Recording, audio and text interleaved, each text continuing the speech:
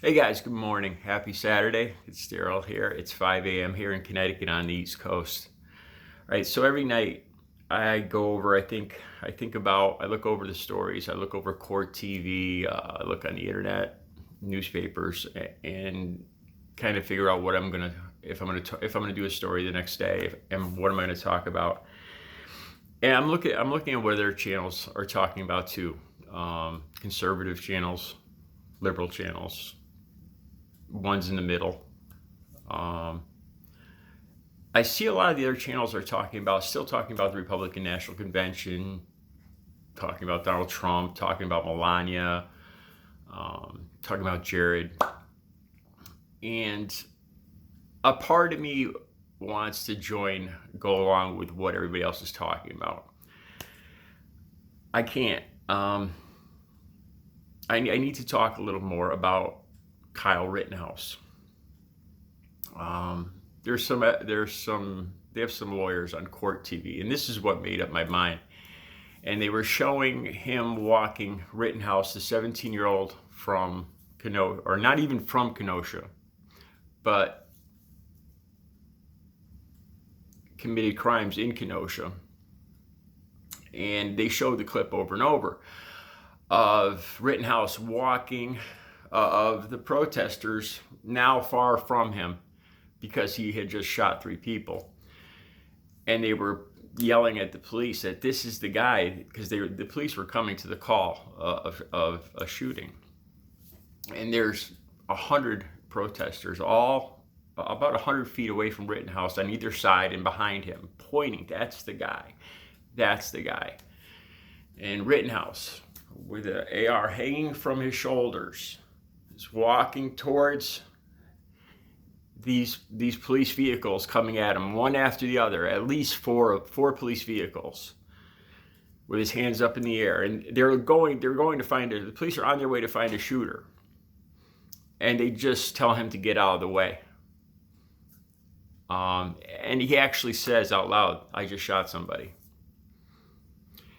Now, the people on court TV brought this up too. What if that was a black man with AR-15, same exact situation, with his hands up, walking towards those police vehicles? What do you think? I know it's a hypothetical, but what do you think do you think it would have been the same outcome? No, I would bet every cent I have on it, and that's the problem. And we have people now, and then I also hear stuff about the George Floyd case, that maybe he ingested something, or he might have had a medical condition. There might have been foam around his mouth. I don't even know what's true or not. They start bringing up his past from 10 years ago. This is what clears it in my mind. If you put all that aside and just look at the facts, like I said, like I was talking about in the other video, the facts about with Jacob Blake, that 6 or 7 policemen just couldn't detain one average-sized, unarmed individual without what happened. Or with George Floyd. If a person was having a medical condition, the last thing you'd want to do is put your knee on his neck. Then they showed some other photos from the other side with the knee on the neck, a police on his back, and then another one on his legs, gasping for air. And if George Floyd was having a medical condition, I don't see that happening to a white person. So we start bringing up all this stuff from 10 years ago, but that doesn't change the fact of what happened right there with the knee on the neck. It does. People don't deserve to have this. It's not the American way in our Constitution that we hold judge, jury, and court and deliver sentence right in the street. That this guy had a past, so he deserved this. I have a past. How about that? Let's talk about that. 22 years of drug use. All right. I lied. I stole. I shoplifted. I did a lot of stuff. A lot of bad stuff. The last 14 years, I've been a completely law-abiding individual. I don't even have anything to lie about. I don't go anywhere. I don't do anything. I don't do things that I'm ashamed of, that I need to lie about. I'm a completely different individual. So, if I ran a red light and then I got frustrated and I walked away from the cop and I went to go open my car door, should I just be shot in the street right there because I had the past from 14 years ago? Of course not. You know, should my past from 14 years ago affect anything that happens today? Should that sway judgment on me now? I don't think so. Maybe there's people out there that do. I don't know. If you do think that way, then I'm going to say that none of us are you know, let he who hasn't sinned cast the first stone. I would venture to guess that everybody watching this has something in their past. But anyway, I want to talk about something else too. Portland. This is bothering me. This is why I can't just talk about Joe Biden and his campaign on the internet or this or that. I can't do that. In Portland, now, the violence is amped up considerably because I don't know if it's because of Rittenhouse and what happened there and other, like the groups of the Proud Boys. I don't know if I'm going to get demonetized for that, probably. Have showed up in Portland and other groups, heavily armed. Now, I've been reading articles on this all night. Armed with paintball guns with frozen paintballs in them, wooden shields with nails driven through them, batons, guns, knives, a variety of weapons that, like I said, I was on the streets for 22 years, and there's weapons that I could never even imagined. This is some sick stuff that to cause damage to the human body. That's what these people are armed with now.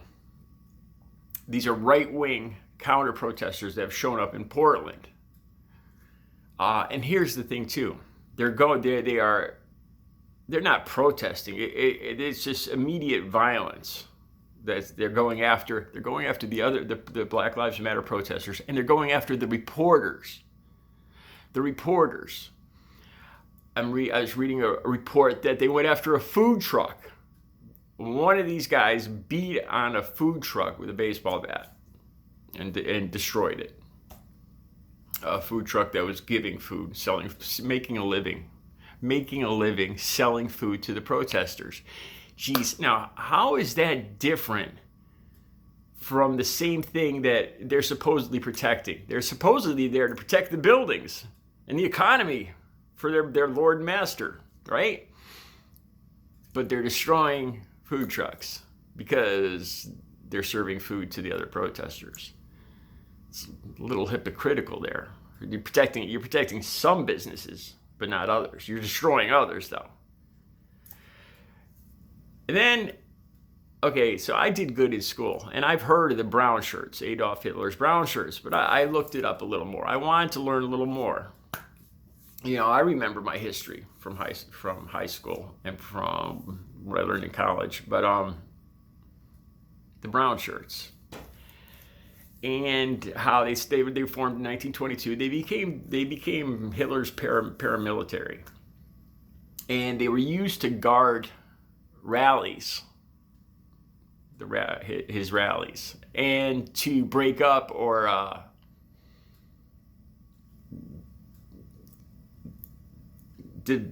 divide counter rallies. If you look up brown shirts and look up, like in Wikipedia, and look up what they did, and a basic rundown of a description of them, it's almost exact for what's going on with Donald Trump and these right-wing groups. Intimidation, fear. And I'm waiting to see what Trump's going to talk, if he's going to call them very good people again, or what. And the whole while, Trump talks about Biden. You got to fear Biden's America, and then they show this.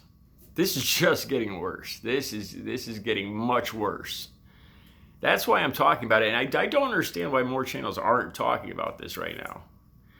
I mean, there's times when I feel bad because I don't see other channels talking about it, and I ask myself, am I just, am I doing the right thing by talking about it? Is there a reason why other channels aren't looking at this and talking about it?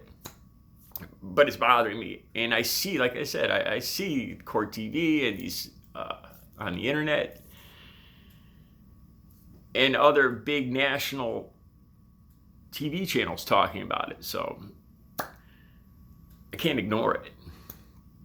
It's just getting worse, and without a doubt, this is Donald. This is Trump for the last 4 years, just pouring the gas on this situation and lighting it up, and it's burning and it's exploding right now. And I can't believe he has. Well, I guess I can believe. I was going to say I can't believe he has the guts, whatever, to blame Biden for this, to say this is going to be Biden's America when it's happening right now in his America.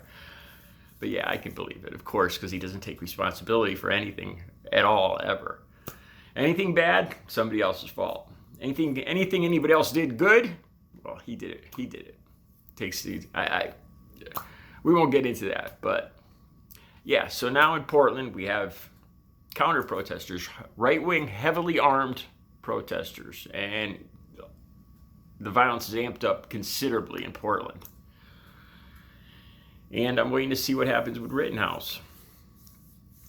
And it's not even that. It's that one scene with Rittenhouse walking towards the police with his hands up that says it all right there. That says what this whole thing, this whole Black Lives Matter is about right there.